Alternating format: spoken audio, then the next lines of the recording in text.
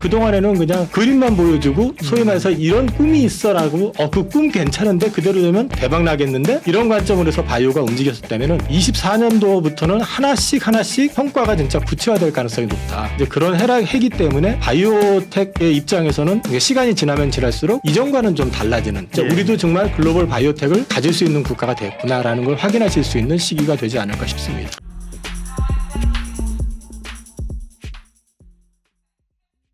안녕하십니까. 예민수의 경제토크입니다. 오늘은 하이투자증권 강북 WM센터 이영훈 이사님 함께하겠습니다. 어서 오십시오. 네, 안녕하십니까. 지난번 오실 때 뭐 했나 봤더니 우리가 저 PBR 얘기했고 그죠? 네네. 저 PBR도 끝난 게 끝난 것 같지 않아. 그죠? 계속 살아있고. 방산 얘기는 이전부터 해주셨는데 그죠? 네네. 그야말로 이제 수은법 이제 통과하면서 포텐이 터졌고 그죠? 네. 네. 차차 얘기하도록 하겠고 오늘은 제약바이오 얘기를 먼저 할 텐데요. 네. 제약바이오가 이제 좀 다시 시장의 주목을 받을 그런 때가 된 겁니까? 네. 일단 제약바이오를 가지고 사실 제가 이제 방송 데뷔를 했었고요. 네, 이사님 전공이잖아. 근데 이제 요즘은 제약바이오를 이제 제가 한 섹터 중에 하나로 이제 네, 소개를 네. 하니까 네. 이제 여러 가지 섹터를 하다 보니까 이제 네. 좀 시기적으로 24년에는 이제 제약바이오를 계속 좀 봐야 된다. 그리고 네. 작년 상반기부터 그 작년 하반기부터 이 제약바이오 쪽은 좀 돌아서지 않겠냐 이제 말씀을 드려왔었고 네. 연말에 이제 1, 2월은 항상 제약바이오가 좀 약세였었기 때문에 1, 2월에 이제 사시는 거 그러니까 사시더라도 좀 쌀 때 사시라는 이제 말씀을 좀 드렸었습니다. 관련해서 차트가 이 차트거든요. 네.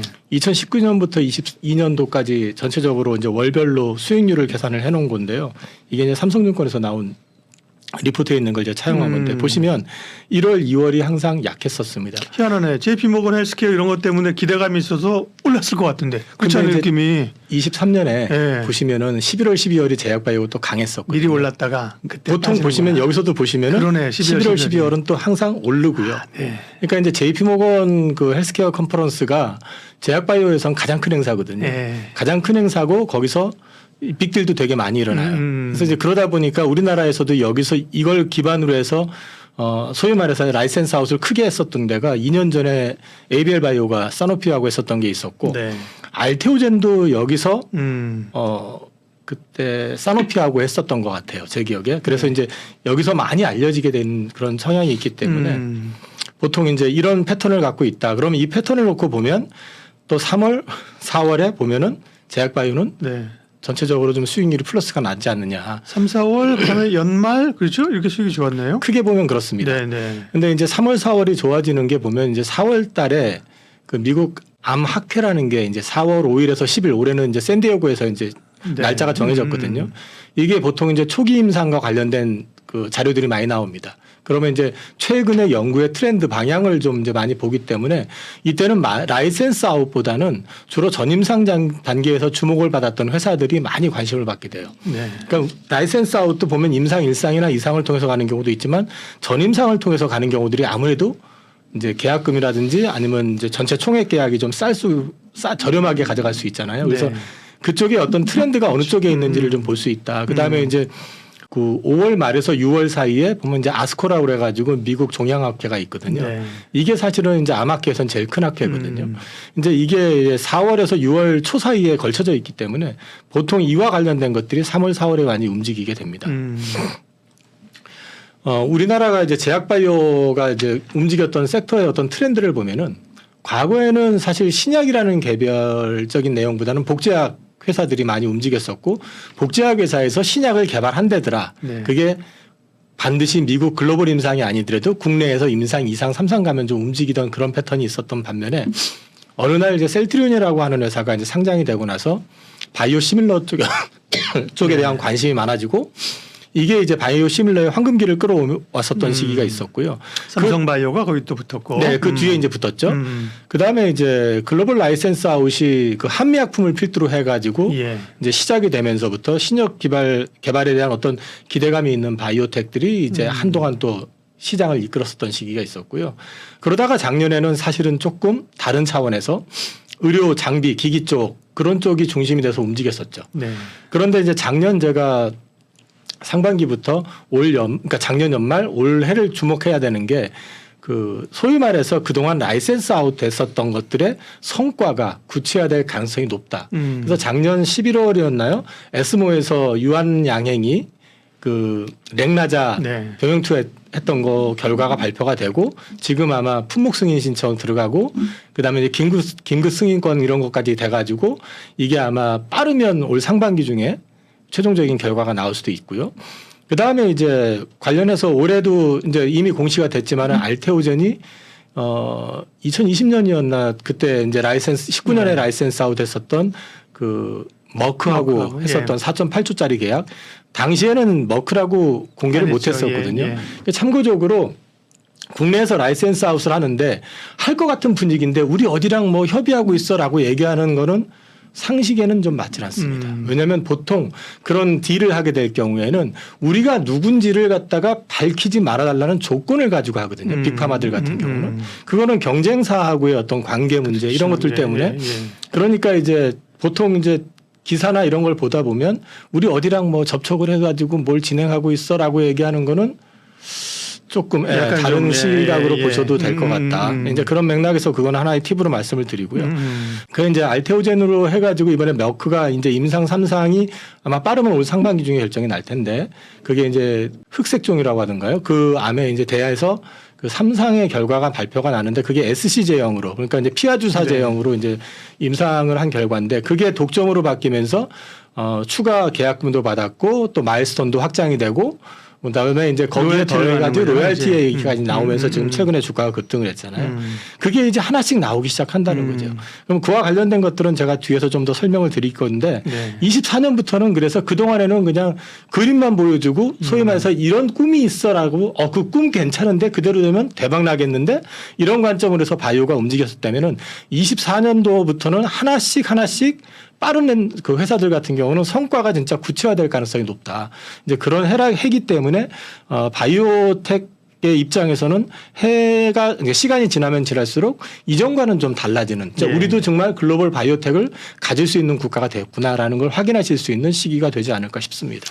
그러니까요. 뭐 아무래도 이 환자들에 있어서 인류가 사실은 확실하게 잡아야 될 병 1순위는 이제 암이고요, 그죠? 많이 이제 전보다는 개발이 됐지만 아직 정복을 했다고 하기 어려운 거고 최근엔 또 이제 생활 트렌드 때문에 비만, 그죠? 이런 것들도 굉장히 주목을 받고 있는데 그러면 어쨌든 제약바이오가 이런 산업에서의 트렌드 변화도 있지만 어쨌든 시장이 좀 받쳐져야 가는 측면도 없지 않잖아요. 제약바이오는. 그런 점에서 최근에 시장 변화나 좀 체크 포인트는 어떤 게 있을까요?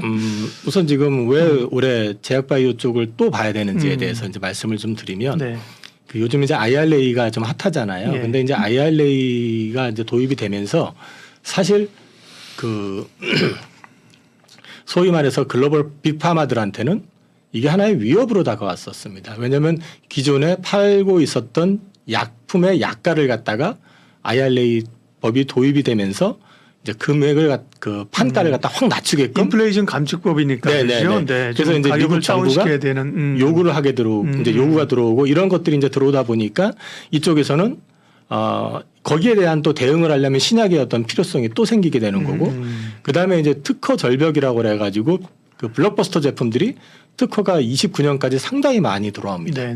그렇게 되면은 그 블록버스터 제품이 특허가 만료가 될 경우에는 바이오시밀러가 들어올 수 있는데 만료가 되는 시점부터 연구가 되는 건 아니잖아요. 이미 사전에 이미 연구 개발을 진행해 놓고 특허 만료를 기다리는 거기 때문에 빅파마들 입장에서는 M&A가 됐든 또는 라이센스 인을 해가지고 그 새로운 임상 파이프라인을 확보해야 될 수요가 굉장히 많이 는다. 그럼 우리나라 같은 경우는 우리나라의 바이오텍이나 제약회사들이 글로벌 임상을 할 만큼의 재정적인 여력은 없어요. 그럼 우리 같은 경우는 우리 제품 중에 이런 파이프라인은 괜찮아라는 걸 갖다 많이 알려야 되고 알리게 되면 그쪽에선 당연히 괜찮으면 가져가는 이제 그런 그림이 나오겠죠. 그래서 바이오텍이 주목받는 게 처음에는 아니 뭐 신약을 팔아야지 기술 개발 열심히 하다가 조금 될 만하니까 기술을 팔고 돈 받고 땡쳐 이렇게 생각했는데 그게 아닌 거예요. 말씀하신 거. 그다음에 이제 기술만 파는 게 아니라 단계별로 그게 과실을 맺을 수 있는 구조로 가기도 하고 그죠. 어떻게 보면 우리 기업들에게 조금 더 이제 가벼운 몸집으로 약간 노마드처럼 그죠 갈 수 있는 게 바이오텍인 것 같아요. 우리 또 이런 환경들 때문에 우리한테는 기회의 문이 좀 많이 열릴 수 있다. 그래서 작년 말에 뭐 뒤에 좀 그거 제가 정리해 놓은 게 있긴 하지만 뭐 종근당도 라이센스 아웃을 한 게 있었고 그다음에 레고캔 바이오도 얀센 쪽으로 2조 원 이상의 라이센스 아웃을 한 게 있었고 이제 이런 것들이 늘어날 수 있다는 거죠. 그리고 이걸 늘어나는 데 있어서 이제 우리가 신약을 개발하는 데 있어서 우리나라 그 바이오텍이나 제약사들이 주안점을 두고 있는 거는 오리지널 신약 쪽으로 포커싱을 하는 게 아니라 하나의 플랫폼을 갖다가 개발을 해서 그 플랫폼을 근거로 해가지고 특정 물질을 가지고 예를 들어서 이제 그 투여 기간을 늘리는 롱액팅이라든지 그다음에 이제 그 정맥 주사를 피하 주사로 바뀌는 SC 제형이라든지 뭐 이런 걸 한다든지 아니면 기존에 신약이 있는데 우리의 물질을 덧붙이면 효과가 더 좋다. 그게 이제 병용 투여라고 하잖아요. 네네. 이런 쪽으로 개발한 게 이제 이완양행의 랭라자 같은 경우도 그런 거였었고 이런 쪽으로 이제 포커싱을 하고 있는데 의외로 이쪽에서 우리가 많이 보여주고 있다라는 정맥 거죠. 주사를 SC로 바꾸고 네네. 그 대표적인 거잖아요. 네. 그리고 이제 그 유한양행처럼 기존에 약이 있는데 그 약에다가 우리 물질을 덧붙이면 효과가 더 효능을 좋아져. 높이고. 네, 이런 거 갖다가 임상을 통해서 증명을 하는 거죠. 네. 그리고 이런 것들 때문에 우리나라 제품들이 이쪽에 좀 강점들을 뭐 대표적인 회사가 이제 한미약품이고 또 뭐 알려져 있는 알테오젠도 될 수 있고 이제 많다 보니까 이쪽에서 이제 많이 라이센스 아웃이 나오게 되고요. 그다음에 지금 금리 인하의 시점이 계속 뒤로 밀리고 있잖아요. 이제 연내에 없다는 말도 나오고 있는 상황이니까. 근데 제가 이제 그 매크로 쪽을 좀 보다 보면은 단기 달러 자금 시장에서 그 RRP가 이게 지금 이대로 가면 계속 마르고 있죠. 빠르면 5월 말, 뭐 이때면은 거의 마르게 되고요. 네. 이렇게 될 경우에는 이제 현재 진행하고 있는 QT에 대해서 감속에 대한 얘기가 어떤 식이든 나올 수밖에 없고 그 다음에 그걸 떠나가지고 또 추가적으로 금리 인하 이런 시그널이 안 나올 수는 없을 것 같다. 물론 이게 연쇄적으로 우리가 기대했던 것처럼 쫙 금리 인하를 해주면 좋은데 그거는 이번에도 뭐 CPI라든지 PPI 그리고 지난주에 발표 났었던 PC도 확인을 해줬지만은 그게 만만치는 않아 보이니까 그런 건 있지만 어쨌든 지금 금리는 피크아웃이 됐다라는 점에서 최악의 어떤 그 바이오텍 돈을 못 버는 회사들 입장에서는 최악의 실현 단계는 넘어선 그 상태인데 이 상황이 또 중요한 게 보면은 바이오텍들이 그 저금리로 돈을 많이 땡길 수 있을 때는 엔간해선 자기네들 자기가 생각했던 눈높이가 있으면 그걸 안 낮추려고 하거든요. 근데 돈이 말라버리면 좀 비슷하게 내지는 좀 아쉬워도 그렇죠. 하게 되는 이제 그런 상황이 있기 때문에 이런 부분도 좀 있을 거고 그다음에 이제 아까 말씀드렸던 것처럼 존슨앤존스하고 유한양행의 랭라자 병역요법 이거 이제 삼성데이터가 발표가 났었고 녹십자가 이제 면역 글로불린이라고 해가지고 요거가 이제 그 FDA 승인이 났어요. 이게 한 5년 동안 계속 승인 거절되고 유보되고 하다가 이번에 승인이 나가지고 녹십자에서도 이거 굉장히 공격적으로 할 것 같고요. 레티보라고 휴젤에서 이제 요번에 아마 이게 승인이 난 것 같아요. 그 톡신 쪽에서 승인이 난 것 같고 HLB 같은 경우는 이제 간암신약 리보세라닙 이것도 병용인데요. 이거는 파이널 리뷰가 아마 이제 3월 달에 한 번 더 있는 것 같습니다. 그러면은 5월 내에 이제 신약 승인 여부가 결정이 나고 이런 것들이 점점 이제 구체화되고 있다. 그래서 올해는 이런 부분을 좀 보실만 할 것 같습니다. 우리나라 그 주요 기술 수출 내역 리스팅을 쭉 해놨으니까 이건 그냥 뭐 캡처하시든 한번 참고해서 보시라는 거고요. 올해 그래서 작년에도 제가 말씀을 드렸지만 결국에 가서는 바이오 쪽에서는 비어게인이라고 하는 그 5개 하나 둘 셋 넷 5개 5개 섹터를 좀 주목하셔야 된다. 비오 여기서 B는 뇌질환 쪽입니다. 원래는 이게 용어가 따로 있어요. A로 시작해서 안티플라소핀가 뭐 해가지고 이름이 전문 용어가 있는데 그거보다는 그냥 좀 쉽게 가져가려고 B 브레인 쪽으로. 그래서 뇌질환 그건 구체적으로 말씀드리면 알츠하이머 치료제가 작년에 레켄비가 FDA에서 7월 7일 날 승인이 났고요. 국내는 아직 승인 안 났습니다.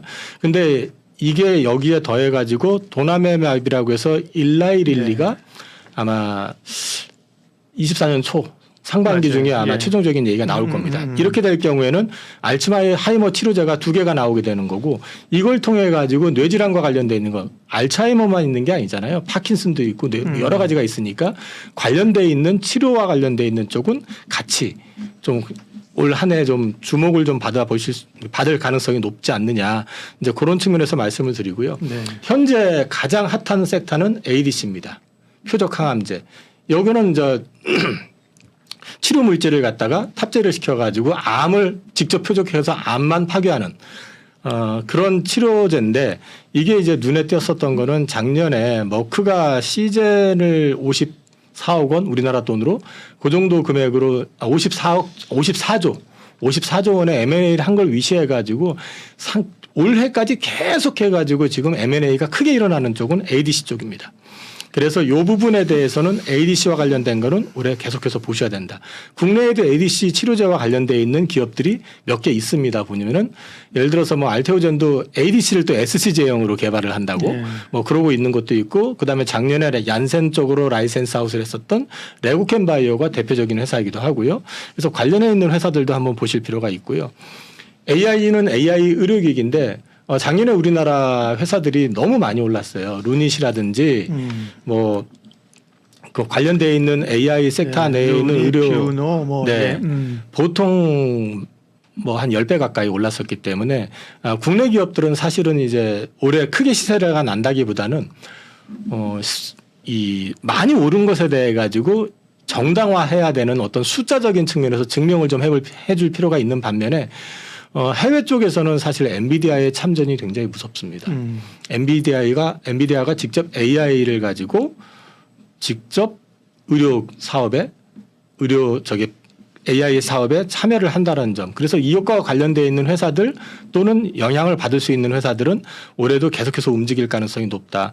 국내에서 그렇다고 보면은 이제 작년에 드라마틱하게 움직였던 쪽보다는 좀 덜 움직였으면서 이쪽과 관련되어 있는 기업들을 한번 찾아보실 필요도 있을 것 같고요.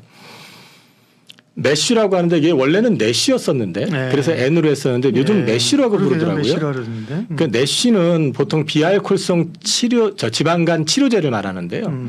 이거를 조금 더 확장을 한 것 같더라고요. 메쉬는 대사 이상성 지방 간염. 그러니까 이제 이건 조금 확장을 해가지고 얘기를 하는데 일단은 3월 14일 날 그 메드리갈이라고 하는 회사가 이제 개발한 그 레스메트롬이라고 하는 게 FDA 승인 여부가 결정이 납니다. 그러면 이게 승인이 날 경우에는 이쪽 영역에서는 말 그대로 진짜 신약입니다. 여태까지는 약이 없거든요. 그냥 이쪽은 주로 당뇨병 치료제와 관련되어 있는 약을 가지고 처방을 하고 했었는데 이번에는 여기를 타겟을 해가지고 만드는 신약에 대해서 최종 승인 여부가 결정이 나기 때문에 요거 되게 중요하다. 그렇게 보면 현재로서는 지금 삼상에서 이미 유효성하고 안정성이 어느 정도 확보가 됐기 때문에 안 날 가능성은 좀 제한적이라고 보는 것 같고요. 관련해 가지고 이제 일라이릴리라든지 베링거 인게라임이 현재 이상을 진행하고 있고 국내에는 옆에 보시면은 한미약품, 동아ST 같은 우리나라에선 좀 그래도 규모가 있는 회사들을 위시해 가지고 관련 신약 개발을 지금 진행하고 있으니까 참고하셔도 될 것 같습니다. 비어게인으로 약자를 쓸 수 있는 게 이제 올해를 포함한 바이오 트렌드라는 거죠. 그렇죠? 네네 B는 맞습니다. 이제 아까 이제 뇌질환이었었고요. A는 ADC고요. 네. G가 아까 G가 빠진 것 같은데? AI는 AI 그 플랫폼이고 N은 메쉬고 그죠? G는 당뇨병 치료제뿐만 아니라 요즘 비만과 관련되어 있는 GLP-1. 아, 그렇죠. 핫하죠, GLP-1. 네. 근데 지금 제가 그걸 뺀 게 우리나라에도 회사는 있어요. 개발하는 회사는 있는데 일단 뭐 우리는 이제 플랫폼으로 해서 롱액팅으로 많이 알려져 있지만 실제로 이제 당뇨병 GLP-1으로 해서 비만 치료제 쪽으로 해가지고 좀 구체화하고 있는 거는 뭐 한미약품 정도 큰 회사 중에서는 그 정도 있고 작은 회사들도 있긴 한데 그거는 일일이 제가 적시할 필요는 못 느끼는 것 정도인 것 같고요. 그리고 이제 하나 더 이제 그 비어게인 외에도 이제 보실 만한 건 이중항체. 이중항체에 대한 시장의 관심도 굉장히 많아지고 있다. 그래서 이제 FDA 승인받은 이중항체 치료제들이 최근 들어와 가지고 계속 22년에 이제 3건, 4건 이렇게 해 가지고 계속 나오고 있는 상황이니까 이중항체 관련돼 있는 부분들은 한번 관심 갖고 보셔도 될 것 같습니다. 바이오가 이제 좀 주목을 받을 수 있는 환경들 전부터 얘기를 하셨고요. 그게 좀 무르익는 거죠. 그렇죠? 네네, 무르익어 가는 거 그 트렌드를 말씀하셨고 오늘은 뭐 종목을 한두 개를 찍어서 얘기하실 건 아닌데 대표적인 우리의 그 우리나라 제약사 가운데 또 가장 그 탄탄한 제약사들 있잖아요. 그죠? 한미약품, 뭐 그다음에 유한양행, 그죠? 종근당 이런 데가 있고 그다음에 이제 바이오텍. 바이오텍 가운데서 이제 다 재료가 다르니까 그죠? 그렇게 보시면 되겠고 그다음에 이제 사실 국내보다도 미국 쪽에 빅파마나 인구가 워낙 많으니까 이쪽에 바이오가 잘 가요. 그런 점에서는 꼭 뭐 미국 주식만 하자는 게 아니라 미국의 바이오 뭐 ETF 이런 것도 가능하죠. 나쁘지 않아 보여요. 나쁘지 그죠? 않습니다. 네네. 그리고 사실 이제 그 비만 치료제 관련해 가지고 네네. 지금 주가가 엄청 많이 올랐잖아요. 네. 근데 사실 지금 그 약의 보급률 자체로 따져보면 네. 이제 시작이거든요. 우리나라는 지금 아직까지 안 들어왔죠. 승인이 안 났죠. 그렇죠. 네. 네. 지금도 그 옛날에 나왔던 싹센다, 예. 그거가 아마 전부일 거예요. 노보노스크, 일라이릴리 그죠? 네네. 그래서 이제 비만 치료제 쪽을 보신다 그러면 어쨌든 글로벌하게 전 세계를 완전히 장악을 하고 그러니까요. 있는 쪽을 네. 보시는 게 맞는 거고 네.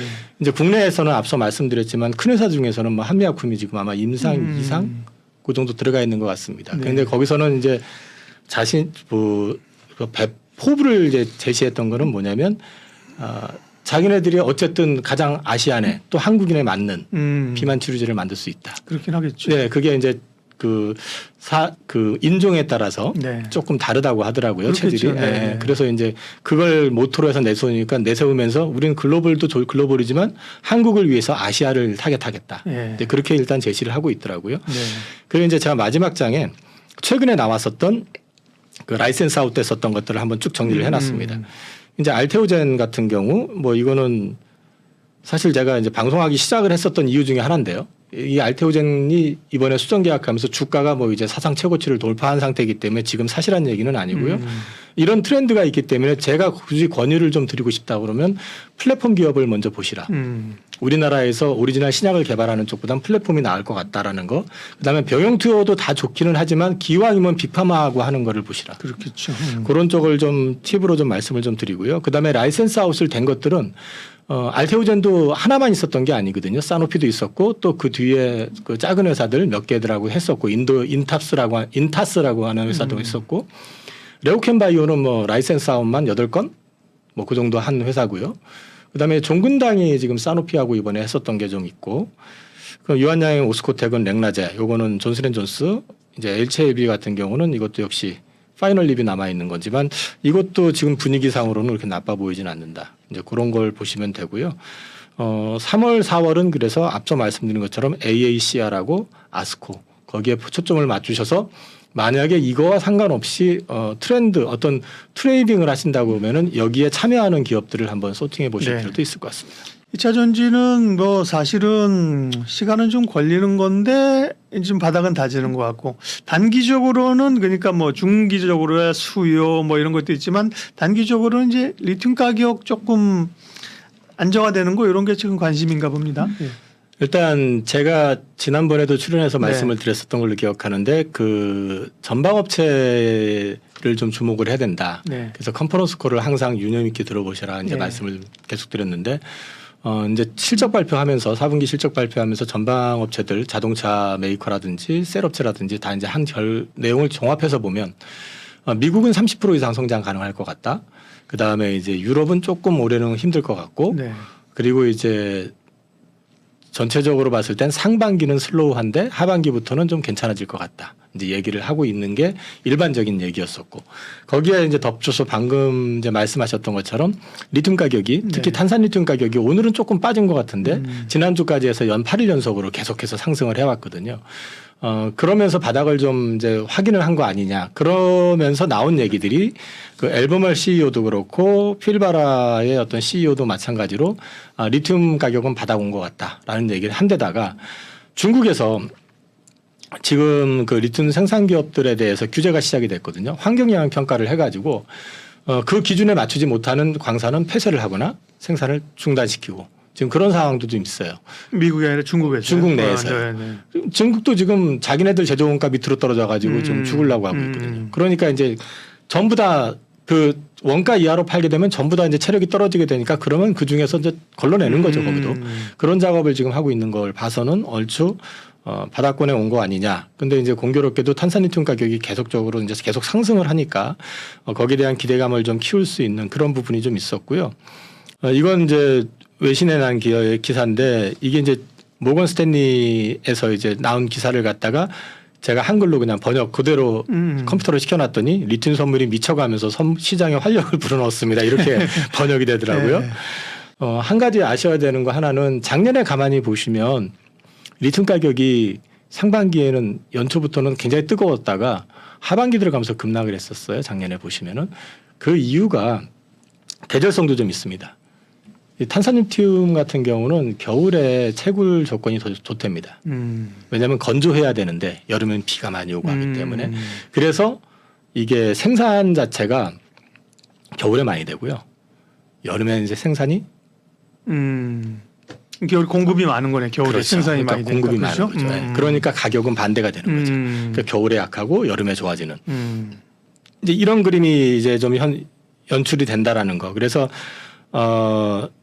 1월은 좀 비수기 아무래도 해가 바뀌면서 연초에 자동차 판매량이라든지 이런 걸 보게 되면 통상적으로 보면은 1월이 전체적으로 자동차 판매량 자체는 조금 약했었고 이제 날씨가 좀 따뜻해지면서 회복이 되고 전기차 같은 경우는 특히나 이제 계절이 조금 따뜻해지면서 그렇죠. 올라가는 네. 그런 예. 그림이 좀 있기 때문에 그런 이제 효과도 봄에 좀 놀러 있습니다. 다니고 여름에 휴가철에 사실 차 많이 팔리고 그렇게 하잖아요. 그런 네네. 계절성도 좀 있죠. 그리고 이제 SQM이라고 하는 회사 이것도 리튬 관련된 회사인데 네. 여기도 올해 이제 리튬 생산 판매량이 한 5에서 10% 정도 증가할 거다라고 일단 기대를 하고 예상을 하고 있고요. 전체적으로 올해 시장은 한 20% 정도 성장할 거다라고 일단 예상을 하고 있기 때문에 리튬 시장 자체는 얼추 바닥을 확인했다라고 봐도 괜찮을 것 같고요. 이제 또 하나 리튬 가격 상승을 예상하는 이유 중에 하나는 이 채굴원가의 상승도 있다고 합니다. 그거는 뭐냐면은 어느 광산이든 간에 초기에 이제 채굴을 하게 되면은 양질의 제품들, 그러니까 소위 말해서 함량이 높은 것들을 많이 뽑아내는데 시간이 지나면 지날수록 이 함량이 떨어지기 시작하는 거거든요. 옛날에 석탄 캘려면 계속 깊은 데로 들어가는 거잖아요. 그죠? 맞습니다. 네. 이제 그런 것들 때문에 원가 자체가 상승하고 인건비가 상승하기 때문에 시간이 가면 갈수록 이 가격은 계속 떨어질 수가 없다. 제조 원가는 계속 높아질 수밖에 없기 때문에 그러면은 못 견디는 회사들 넘어지고 그러면서 다시 가격은 턴어라운드가 될 것이다. 그 가운데서 가장 생산성이 높은 거는 역시 수익성이 높은 거는 염호다라는 얘기를 좀 하고 있고요. 호주 쪽에서도 마찬가지로 이제 정강 등급이 계속해서 감소하고 있다고 합니다. 그거는 이제 그만큼 그 양질의 생산을 광산에서 하는 채굴량 자체가 점점 있기 때문에 원가 자체는 높아지고 있다라는 거를 일단 말씀을 드릴 수 있는 거죠. 이런 것들이 종합적으로 놓고 보면은 리튬 가격의 최근에 반등, 리튬 선물이라든지 그다음에 그 탄산리튬 가격의 반등을 해석해주고 이제 설명해주는 어떤 그런 자료로서 보실 수 있을 것 같습니다. 네. 근데 2차 전지가 사실은 초반에 말씀하신 것처럼 실적이 사실은 어떻게 보면 좀 부러졌다? 표현이 좀 과한가? 어쨌든 실적이 이제 상당히 부진했잖아요. 이걸 돌려서 하는 걸 확인해야 되지 않습니까? 네네네. 그렇기 때문에 아까 말씀하신 것처럼 탄력은 이제 하반기에 보셨던 거고요.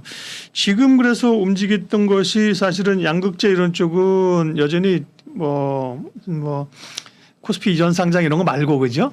기본 그 비즈니스 봤을 때는 아직 힘들어 보이는 거고 그죠? 네, 양극재는. 근데 이제 양극재가 이제 실적을 가지고 네. 말씀을 좀 드리면 리튬 가격이 계속해서 빠졌었잖아요. 예. 그러니까 그 작년 적자의 주 원인 중, 그러니까 4분기 적자의 주 네, 원인 네. 중에 하나가 재고평가손이잖아요. 그렇죠. 이 예. 재고평가손은 올해 되면은 더 확 줄게 되죠. 네. 왜냐하면 아무래도 그 비싸게 샀던 것들은 계속해가지고 털어내니까. 투입이 됐고 네, 떨어져 네. 나가는 상황이니까 그러면 이제 이게 리튬 가격이 더 추가적으로 하락을 하지 않는다 그러면 평가손 자체는 이제 작년 4분기 대비해 가지고 줄 수밖에 없는 거죠. 그렇게 되는 데다가 이제 최근에 이제 소위 그 셀의 판매량, 수출 판매량도 늘고 있고 그다음에 양극재 매출도 좀 늘어나고 있어요. 물론 판가는 좀 계속 떨어지고 있다고 하더라고요. 그리고 종합적으로 보면은 그러면 작년 4분기보다는 실질적인 측면에서 나쁘지는 않을 것 같다. 첫 번째는. 네. 두 번째는 이 자동차 업체들 간에 좀 약간의 그 시선이 좀 엇갈리거든요. 아까 자동차 업체들 컨퍼런스 콜을 종합을 해서 보면 가장 안 좋게 지금 뷰를 얘기했던 데는 사실 테슬라고요. 그 다음에 포드. 근데 굉장히 공격적으로 나간 데는 GM.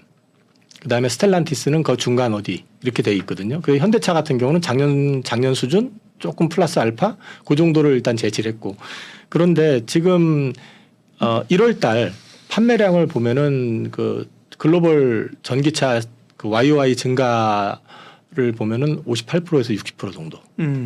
생각보다 많이 늘었죠. 좋은 건데요. YOY로 예, 보면은 예. MOM으로 보면 마이너스입니다. 그렇죠. 근데 이제 YOY로 보면 58% 증가. 근데 그 중에 미국을 놓고 보면은 미국은 30% 전후. 이번에는 유럽도 조금 선방. 근데 상당 부분은 중국이 중국. 많이 선. 중국이 올라왔죠. 뭐 자기네 그 캡티브 마켓이니까. 네네네. 네.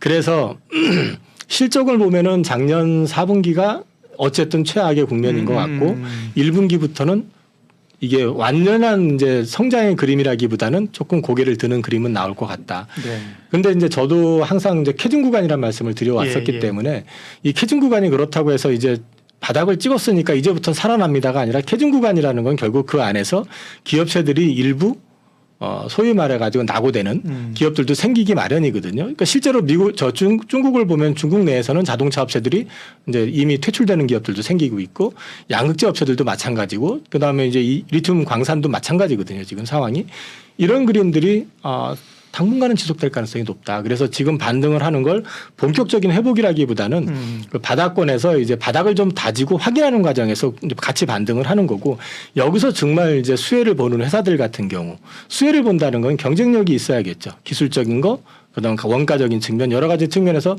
그다음에 자본적인 측면에서 경쟁력을 갖고 있는 회사들은 이제 반등을 하더라도 또는 반등을 했다 다시 되밀리더라도 저점을 높이는 구간이 될 거고 그렇지 못한 기업들은 같이 반등을 했다가 좀 사그러지는 그런 그림이 나올 수 있다.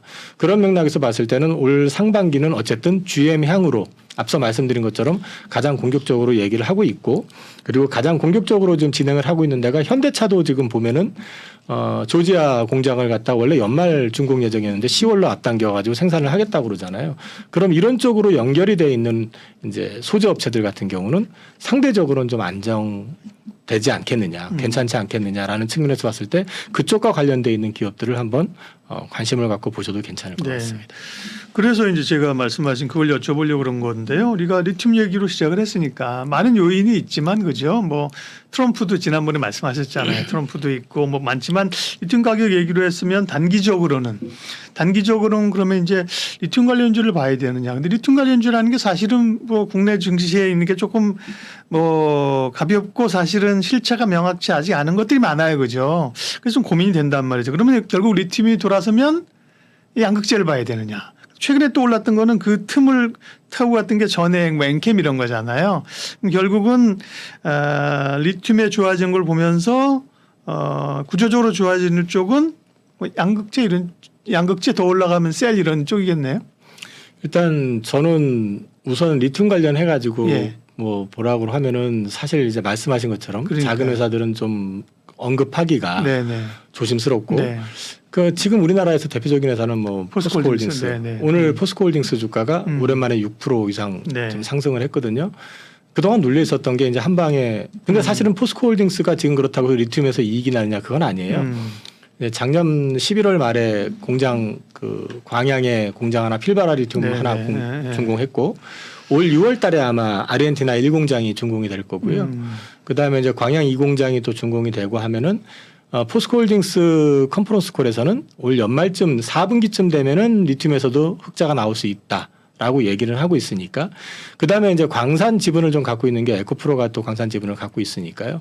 리튬과 관련해 가지고는 현재로서 큰 회사라고 한다면은 뭐 그 정도 뭐 그다음에 이제 금양도 뭐 저기 몽골 광산 얘기하고 했는데 뭐 전 대표주만 일단 말씀을 좀 드리겠고 네네네. 그다음에 이제 양극재 쪽에서는 현재로 봤을 때는 그 GM 향이기도 하고 그다음에 단결정 양극재를 이미 이제 양산을 시작한 포스코 퓨처엠 오늘 공교롭게도 오늘 포스코 관련된 주식이 좀 급등을 해가지고 그 주식이 또 오늘도 많이 오르긴 했는데 그쪽이라든지 그다음에 이제 최근에 그 에코프로 BM 같은 경우도 이제 그 거래소 이전은 아마 상반기 말이나 뭐 아니면은 하반기 초반 이쯤 네. 돼야 될 것 같은데 어찌됐든 이쪽도 영향을 좀 받는다고 그러면 긍정적으로 영향을 받을 수 있는 게 그 GM 향은 제한적이지만 그래도 이 스텔란티스라든지 이쪽도 이제 같이 연결이 돼가지고 SDI가 굉장히 공격적으로 좀 진행을 하고 있고 그다음에 최근에 그 오페스 처리 관련된 기술 완성을 했다고 기사가 좀 난 게 있어요. 어디요? BM이요? BM에서 예.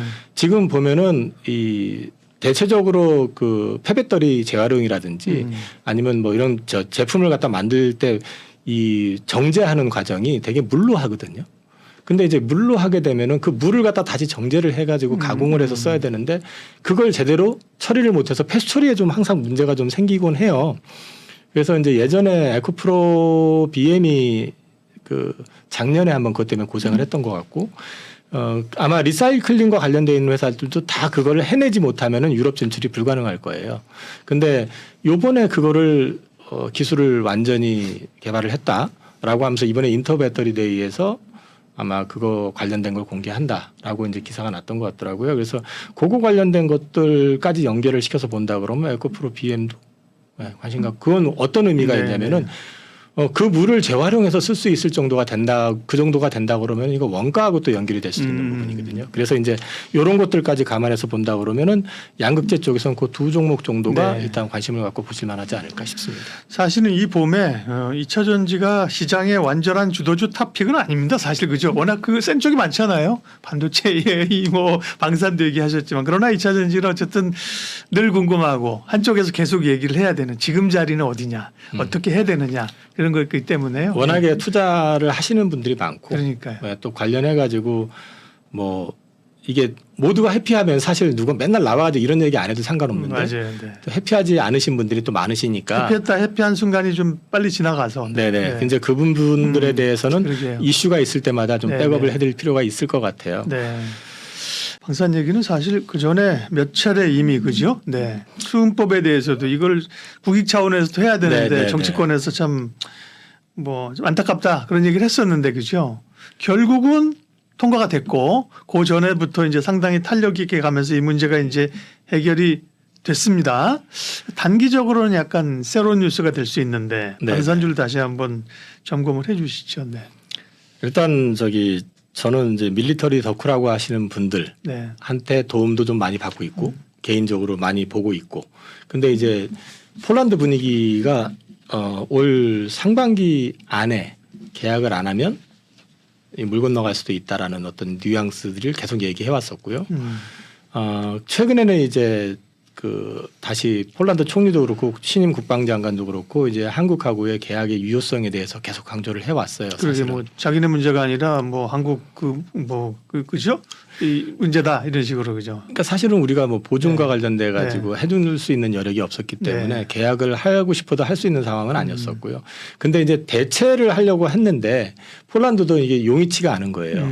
대체를 하려고 하는데 문제는 전에 제가 뭐 이렇게 판가 한번 뭐 포탄 판가도 한번 네, 보여드린 네. 적이 있고 그다음에 이제 전차 관련된 것들도 한번 보여드린 적이 있는데 가격이 문제가 아니라 양산을 못 해요.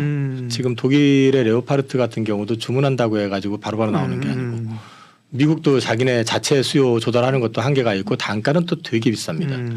그러니까 이제 포탄 같은 경우도 사실 우리나라 포탄 한 발 가격하고 그다음에 저 유럽이나 EU 쪽이라든지 미국 쪽의 가격을 비교해 보면은 뭐 한 발에 그 전쟁 전에는 800달러였던 게 8,000달러까지 뭐 그래도 지금 없어가지고 지난주에 미국에서 한국이 좀 더 적극적으로 우크라이나 지원하면서 포탄 지원 얘기 나오고 막 그랬었잖아요. 그러니까 이제 우리는 사실 우리 국방 문제, 안보 문제 때문에 어쩔 수 없이 계속 해왔었던 거지만은 이제 이게 시대가 변하면서 대탕트 시대가 종료가 돼버리고 또 다른 이제 냉전의 시대가 도래하니까 이 수요가 지금 폭발하고 있는 거고 그거를 지금 대처할 수 있는 데가 사실 미국을 제외하고는 우리밖에 없다는 거죠. 근데 미국도 지금 현재 자기네 거 다 거의 자기네 거 자체적인 것도 이제 다 채우질 못하는 상황이니까. 그래서 이제 우리 같은 경우는 이제 이게 굉장히 큰 기회가 온 거다. 근데 이제 수음법 때문에 계속 딜레이 되다가 요번에 어쨌든 수음법이 통과가 됐는데 기왕 해 주실 거면 조금 한도를 좀 높여가지고 10조가 아니라 그보다 좀 많은 숫자를 해줬으면 더 좋았을 뻔 했는데 어쨌든 뭐 10조라도 지금 해줘가지고 숨통은 좀 트인 상태다. 그럼 참고적으로 10조를 하게 되면은 보통 이제 보증이라고 하는 개념 자체가요. 계약금 전체 계약액의 40% 보증입니다. 그러니까 10조 했다고 해가지고 10조만 딱 끝나는 게 아니에요. 그러면은 사실 이제 40%라고 하면 1.5를 더 할 수 있으니까 약 25조 원 정도 계약을 이제 거래를 할 수 있다는 얘기거든요. 그리고 작년 아마 연말경에 하나에어로스페이스가 폴란드하고 계약했었던 거 신디케이트 론으로 그게 이제 아마 금융기관 합쳐가지고 그게 또 10조 론이 나왔었는데 거기서 아마 3조 5천억이 이미 이제 보증이 들어가 있을 거고 그래서 이제 전체적으로 한 16조 30조 5천억 정도가 이제 여유가 있고 그거를 갖다가 보증 금액이 40%라고 했으니까 전체로 보면은 30조가 조금 안 되는 금액을 아마도 이제 계약을 하게 된다면 따낼 수 있을 것 같다. 그래서 한도는 뭐 올해 진행하는 거는 크게 무리 없이 진행이 되지 않을까 싶습니다. 수은법은 허들이 제거가 됐고요. 이제 수주를 이제 받을 수 있느냐, 그죠? 어디가 들어올 가능성이 있느냐, 그게 이제 매출로 연결될 수 있느냐 이거잖아. 일단은 가장 눈여겨보는 것 중에 폴란드 2차분이죠. 네. 폴란드 2차분이 일단 폴란드가 급한 거고요. 사실은 네, 네. 우리도 뭐 사실 폴란드가 힘들어도 니들이랑 안 해 그러면 할 수 없는 거지만 그쪽이 급했던 이유 중에 하나가 최근에 이제 폴란드가 조금 그 발언이라든지 내용이 바뀌었었다고 그랬잖아요. 네. 보통 이제 폴란드가 2차 계약할 때 K9 자주포 152문을 계약을 할 때요. 크랩이라고 해서 자체적으로 자주포를 만들 수가 있어요. 성능은 우리 거보단 떨어지지만 그것도 152문을 갖다 계약을 하기로 했는데 이게 계약이 진행이 안 됐어요. 오히려 기다리고 있다는 거죠. 그러면 이거는 거꾸로 보면은 본 계약을 연기하고 있다라는 건 오히려 이제 K9에 대해서 더 기대감을 가져가고 있는 거 아니냐라고 볼 수 있는 거고 그다음에 이제 나토 관리가 최근에 했던 얘기 중에 하나가 뭐냐면은 유럽이 무기 공급이 더딘 이유가 유럽 내에서 그걸 해결하려다 보니까 자꾸 그 안에서만 찾는데 문제는 우리가 이제 독일도 전차가 있고 프랑스도 뭐가 있고 얘기를 하지만 그게 우리처럼 그냥 뭐 육해공을 다 아우를 수 있는 그게 아니거든요. 어디는 뭐에 강점이 있고 이런 정도의 규모인데 그마저도 또 양산의 문제가 있다 보니까 항상 그 안에서 해결을 하려다 보니까 그게 안 되고 있다라고 얘기하면서 오히려 이제 그 나토 관리가 얘기했었던 거는 구매 대상이 한국산 무기를 구매해야 이제 이걸 채울 수 있다라고 얘기를 하면서 이제 주로 이제 관련돼 있는 회사로 체코, 루마니아, 뭐 폴란드 이런 쪽은 자꾸 안에서 찾지 말고 밖을 좀 보라는 이제 취지로 좀 얘기를 한 것도 있었어요, 사실은요. 그리고 이제 최근에 그 폴란드 총리하고 그 다음에 그 마크롱 대통령 그 다음에 슐츠 총리 독일의 이 삼자가 파리에서 만나가지고요 삼각동맹 얘기를 꺼냈습니다. 이 삼각동맹 뭐 이런 얘기 나오면은 옛날에 1차 대전 때 뭐 갑자기 그런 생각이 나는데 맞아요. 이거 삼각동맹 얘기를 꺼냈었던 게 뭐냐면 자꾸 이제 트럼프 전 대통령이 재선될 가능성이 높다고들 하니까 그리고 트럼프 대통령이 최근에 한 얘기가 방위비 충분하게 내지 않으면 러시아 부추겨가지고 침략하게 만들고 이런 엉뚱한 소리까지 하는 사람이니까. 그래도 지지율 나오는 거 보면 참 희한해요. 우리 같으면 미친 거 아니야? 대통령 될 사람이 참 이건 자제하고 어쨌든 사실 지금 뭐 소송 걸린 것만 놓고 네. 봐도 저런 사람을 왜 이런 생각이 드는데. 네, 지지율이 나오니까 어쨌든. 네. 네네. 네. 이제 그런 얘기들을 그 투스크 총리가 직접 하면서 유럽도 가능한 한 빨리 1년 내에 그 더 큰 방공 능력하고 탄약 생산을 좀 키워야 된다. 그리고 빨리 더 많이 투자를 해가지고 무기를 채워놔야 된다는 얘기를 했었거든요. 이와 관련해 가지고 이제 기사가 2월 14일 날 헤럴드에 난 거를 제가 이제 캡처를 해온 게 있고요. 관련해서 또 한 가지 좀 말씀을 좀 드리면 그 최근에 폴란드가 그 미국의 그 방공 체제라고 해야 되나요? 그 하마스 뭐 이런 것들을 갖다가 이제 그쪽에 하이마스죠. 하마스라는 거죠. 참. 저도.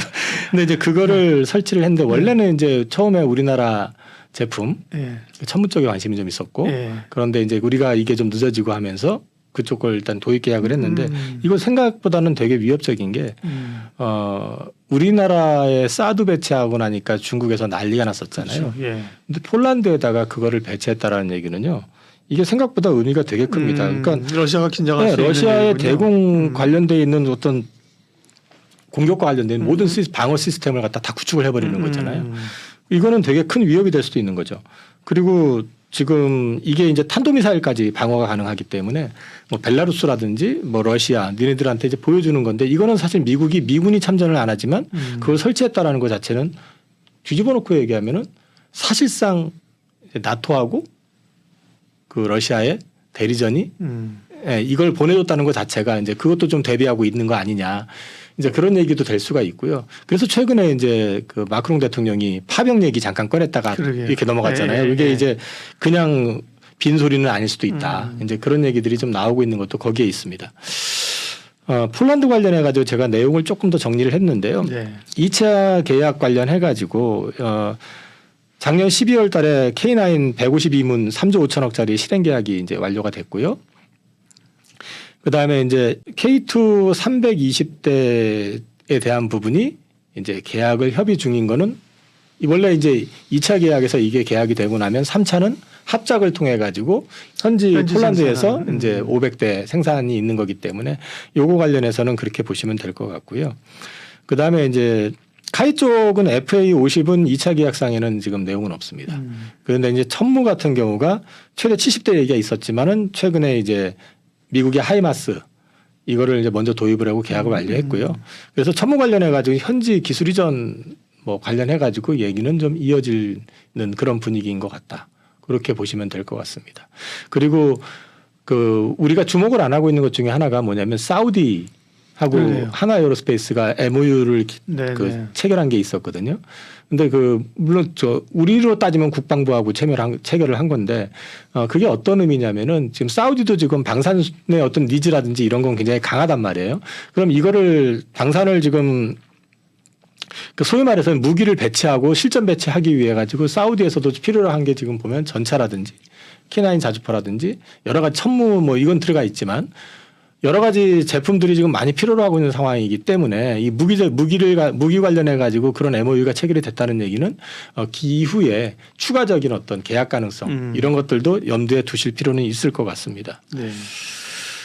그런데 이제 방산이 뭐 하나 에어로스페이스 같은 경우는 그런 걸 반영해서 꽤 많이 올라 있죠, 그죠? 많이 올랐습니다. 네, 그러니까요. 로템도 그러고 뭐 그런 종목들 몇 차례 했습니다, 그죠? 기사님 우리 얘기할 때 그때 네, 네, 비하면 네. 굉장히 많이 올라와 있는 거고 지금도 보면 역시 뭐 그런 잘 나가는 쪽을 조정받을 때 살 거냐 아니면 좀 상대적으로 못 갔던 뭐 한국항공우주 같은 경우는 좀 관심이 좀 덜한 거고 그죠? 지난번에 이제 그 하나 오션 얘기도 하셨잖아요. 잠수함 이런 쪽으로. 네네네네. 그죠? 이 방사능 관심이 있는 분들은 잘 나가는 쪽을 접근하는 게 좋을까요? 아니면 키 맞추기로 조금 뒤에 있는 걸 사는 게 좋을까요? 관련해서 제가 이제 마지막 장에다가 네. 그 내용을 조금 붙여놨는데요.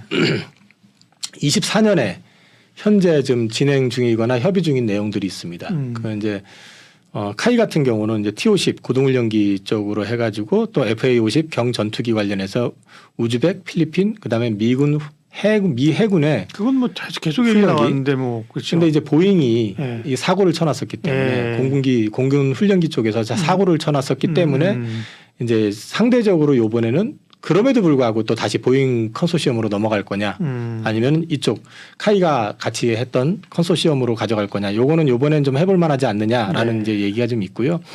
그런데 반해서 이제 사실은 카이는 그것뿐만 아니라 우주 항공과 관련해서 그렇죠. 이제 발사체 쪽으로 해가지고 이쪽이 굉장히 주목을 좀 할 수가 있었는데 공식적으로 참여를 포기했더라고요. 그래서 사실 이제 상대적으로 봤을 때는 조금 모멘텀이라든지 어떤 이런 부분에서는 조금 약할 수밖에 없지 않느냐. 주가가 사실 말해주는 거고요. 네. 반면에 이제 하나에어로스페이스 같은 경우는 이제 K9 자주포 관련해 가지고 지금도 폴란드 향으로 뭐 얘기가 얼마 전에 기사로 또 나온 것도 있었죠. 거기다 이제 루마니아도 굉장히 관심을 가지고 있다. 여기에다가 카이가 포기하면요. 사실상 발사체 관련된 사업자는 하나 쪽에서 네, 에어로스페이스 이렇게 되거든요. 그럼 그렇게 되면 우주항공 쪽으로 관련해 가지고도 올해는 이슈가 많습니다. 네. 그리고 이제 관련해 가지고 올 상반기 지나면서부터 좀 더 구체화될 것들이 많기 때문에 이쪽은 결국은 하나 에어로스페이스는 우주항공 플러스 이런 방산 같이 이제 엮어서 보실 필요가 있다. 이제 많이 올랐기 때문에 지금 바로 올라간다기보다는 어쨌든 좀 기간 조정이라도 받으면 좀 기대해 보실 만할 것 같다. 현대 로템 같은 경우는 이제 뭐 앞서 말씀드린 것처럼 폴란드 2차 계약 진행하고 있고요. 마찬가지로 루마니아, 그다음에 오만, 뭐 이집트 이쪽으로 해가지고 계속해가지고 협의가 좀 진행되고 있는 게 있고 여기는 사실은 이것도 이거지만은 하나 더 보셔야 되는 거는 고속열차 쪽입니다. 고속열차 쪽으로 해가지고 수주가 최근에 되고 있는 거는 고가 수주거든요. 네. 저가 수주 물량들이 거의 작년에 대부분 다 이제 매출에 반영이 되고 마무리가 된 상황이기 때문에 올해부터 고가 수주 물량들이 조금 반영이 되기 시작하면 수익성도 좀 좋아질 것 같고 그다음에 이미 1차 계약했던 물량 올해 더 많이 나가게 되니까 그거 관련된 거 2차 계약 뭐 이런 것들 같이 맞물리게 되면은 거기다가 지금 보시면은 고속철 관련해 가지고 해외 쪽에서도 프로젝트가 되게 많거든요.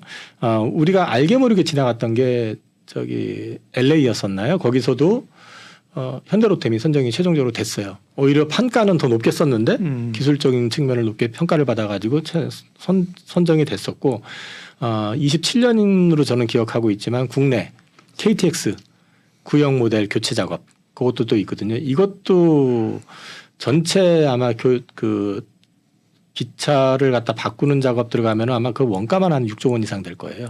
요 작업들도 있는데 중요한 거는 외산 제품 대비해 가지고 우리나라 제품이 무조건 가성비는 최고입니다.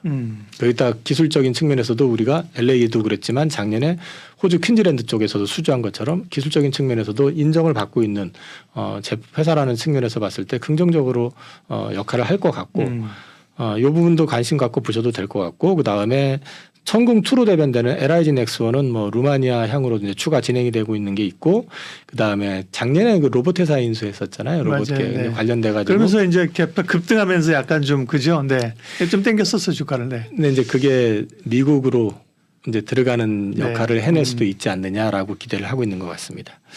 레드백은 뭐 아시다시피 그 하나에어로스페이스 관련돼 있는 거고요. 그리고 이제 앞서 말씀하셨던 잠수함 관련된 것들은 뭐 최종적으로 선정이 되고 이런 거는 아니지만 이제 진행이 되고 있는 거는 캐나다, 필리핀, 폴란드 이렇게 볼 수가 있고요.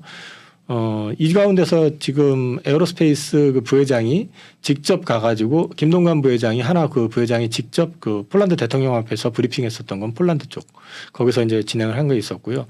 필리핀이나 이런 쪽은 사실 우리나라 제품이 한번 납품한 경력도 있기 때문에 경쟁력이 또는 이제 여러 가지 측면에서 나쁘지 않을 거다. 그리고 이제 우리나라의 경쟁자라고 해야 되나요? 이런 잠수함 쪽으로 해서 이제 얘기를 하라고 그러면 제가 볼 때는 가장 이제 좀 강력한 경쟁자라고 할 수 있는 건 일본입니다. 그래서 이제 다른 뭐 쪽보다는 일본하고의 경쟁이 좀 있을 수 있다. 그런 맥락에서 봤을 때 한화가 지금 그 오션을 통해 가지고 잠수함 그다음에 함정 사업 이거 들어가는 걸 갖다가 미국 내로 직접 들어가려고 하고 있는 작업을 하기 위해서 미국 내 조선소를 인수하는 것까지 검토하고 있다고 하잖아요. 그래서 이거 관련된 것들은 좀 단기적인 것보다는 중기적, 장기적인 시각으로 좀 지켜보실 필요는 있을 것 같습니다. 네. 방산이 그러니까 이제 쭉 어떻게 보면 걸림돌이 제거하기 전에 관심을 가지고 사실 그러고 나서 방산 같은 경우는 뭐 크게 급락하고 이런 것도 없었습니다. 그죠? 맞습니다. 그게 수익을 좀 낼 수 있는 구조적 성장주로 갔던 거고 이제는 수윤법이 통과하고 나서 새로운 좀 저울질을 해봐야 돼요. 네네네. 그러나 여전히 괜찮은 그죠 업황 자체는. 네. 갑자기 평화의 시대가 도래할 가능성은 현재로 봤을 때는 없다고 봐야 될 것 같고, 그렇죠. 예. 러시아의 어떤 지금 현재 모습이 여러 가지 해석이 있는데 그 중에 하나가 러시아도 인구 감소가 좀 심각하다고 그러거든요. 그러니까 구소련의 영토를 회복을 해서 거기도 인구 감소에 대비를 하고. 그 다음에 이제 그러기 위해서는 이게 우크라이나가 끝이 아닐 가능성이 높다라는 시각들도 굉장히 많더라고요.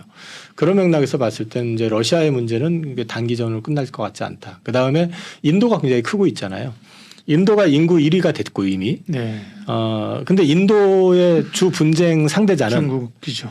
뭐 파키스탄도 있지만 실제는 중국이거든요. 그렇죠. 네. 근데 중국하고 붙어가지고 한 번도 제압을 해본 적이 없잖아요. 인도가 국방력을 키운다. 이것도 경제 성장하면서 말 되네요. 네. 그렇기 때문에 인도에 지금 현재 배치가 되어 있는 건 K9 자주포 같은 경우는 배치가 되어 있고 그것도 가성비라든지 아니면 즉시 실전 어떤 대응 능력을 봤을 때는 우리나라 제품들이 얼마든지 들어갈 수 있는 여지가 있지 않겠느냐. 그리고 이제 동남아 쪽도 남중국해를 놓고 계속해서 중국하고 지금 관계가 그렇죠. 예. 안 좋기 때문에 문제는 뭐냐면 사실 베트남이라든지 이런 쪽 캄보디아나 이런 쪽들이 보면은 전차가 T-50 러시아제들이거든요. 근데 지금 러시아 제품을 갖다가 지금 거기다가 구형을 가지고 다시 배치하거나 그럴 상황도 아니고 그렇죠. 예. 러시아가 무기를 수출할 정도의 여력을 갖고 있지도 않거든요. 그러면은 이제 물론 이거 우리나라 제품이 미국 기술이 들어가 있는 것들은 미국의 허락을 받아야 되고요. 독일 기술이 들어가 있는 건 독일의 허락을 받아야 되기 때문에 그쪽으로 나가는 게 뭐 우리가 팔겠다고 해서 파는 건 아니지만 어떤 포텐셜로서 시장은 계속해서 열린다라는 측면에서 본다 그러면 이게 구조적 성장주 개념으로 봤을 때 오히려 트럼프 같은 사람이랑 이상하고 트럼프가 되면 이 부분이 갖다가 다시 뭐 대탕트가 오고 이럴 가능성보다는 더 대립이 될 그렇죠. 가능성이 높다라는 측면에서 봤을 때 이쪽 시장은 앞으로도 계속 보셔도 되지 않을까 싶습니다. 방산 관련주도 네, 흥미롭네요. 하이투자증권 강북 WM센터 이영훈 이사님 오늘 함께해 주셨습니다. 고맙습니다. 감사합니다. 상담 약속 홈쇼핑 DB로 당당하게 활동할 설계사 및 관리자를 모집합니다. 오늘은 어디로 가지? 오늘은 누구에게 가지? 오라는 곳도 갈 곳도 없는 고민. 인포벨 보험사업단이 해결해드립니다. 지인 영업, 연구 영업, 개척 영업, NO! 상담 약속 홈쇼핑 DB로 당당하게 활동할 설계사 및 관리자를 모집합니다. 지금 바로 전화하세요. 상담 약속 홈쇼핑 DB로 당당하게 활동할 설계사 및 관리자를 모집합니다. 오늘은 어디로 가지? 오늘은 누구에게 가지? 오라는 곳도 갈 곳도 없는 고민. 인포벨 보험사업단이 해결해드립니다. 지인 영업, 연구 영업, 개척 영업, NO! 상담 약속 홈쇼핑 DB로 당당하게 활동할 설계사 및 관리자를 모집합니다. 지금 바로 전화하세요.